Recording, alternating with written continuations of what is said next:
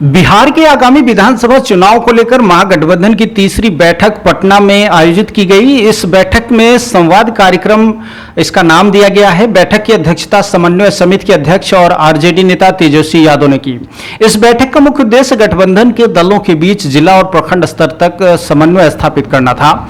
इसमें महागठबंधन के सभी दलों के जिला स्तर के नेताओं को बुलाया गया था। हालांकि इस बैठक में सीट शेयरिंग और सीएम फेस को लेकर फैसला नहीं हो सका है। वहीं महागठबंधन की तीसरी बैठक के दौरान पूर्णिया से निर्दलीय सांसद पप्पू यादव ने बड़ा बयान दिया है। पप्पू यादव ने एक बार फिर कांग्रेस की वकालत की और कहा है कि कांग्रेस इस वक्त देश की मांग है।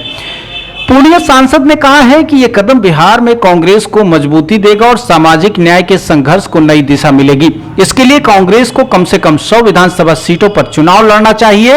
उन्होंने कहा है कि इंडिया अलायंस में कांग्रेस सबसे बड़ा घटक दल है। हमारी मांग है कि कांग्रेस कम से कम 100 सीटों पर चुनाव लड़े।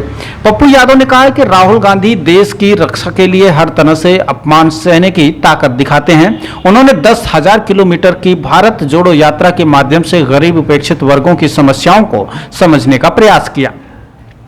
राहुल गांधी ने ही जातिगत जनगणना और निजी क्षेत्र में आरक्षण के साथ साथ सामाजिक समानता जैसे मुद्दों पर जोर दिया। साथ ही बीजेपी और पीएम मोदी की नीतियों पर तीखा हमला बोला और बिहार में इंडिया गठबंधन को मजबूत करने का संकल्प लिया।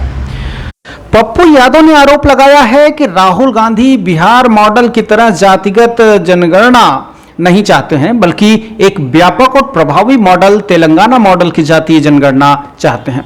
उन्होंने आरोप लगाया है कि जातिगत जनगणना का मुद्दा केवल पहलगाम से ध्यान हटाने के लिए उठाया गया है। केंद्र की ओर से जातीय जनगणना कराने की घोषणा पर पलटवार करते हुए पप्पू यादव ने कहा है कि पीएम मोदी ने जातीय जनगणना की मांग करने पर उन्हें अर्बन नक्सल कहते थे। राहुल गांधी का जनेऊ पूछा गया। अनुराग ठाकुर ने कहा था कि जिसकी जात का पता नहीं वो जातीय जनगणना की बात करता है। हेमंत बिश्व शर्मा ने पिता का नाम पूछा था। मंडल आयोग लागू होने के बाद बीजेपी ने इसका सबसे ज्यादा विरोध किया था। वे कुर्सी के लिए कुछ भी कर सकते हैं, उनका नाम कुर्सी मोदी रख देना चाहिए, इस तरह का जो बयान दिया था।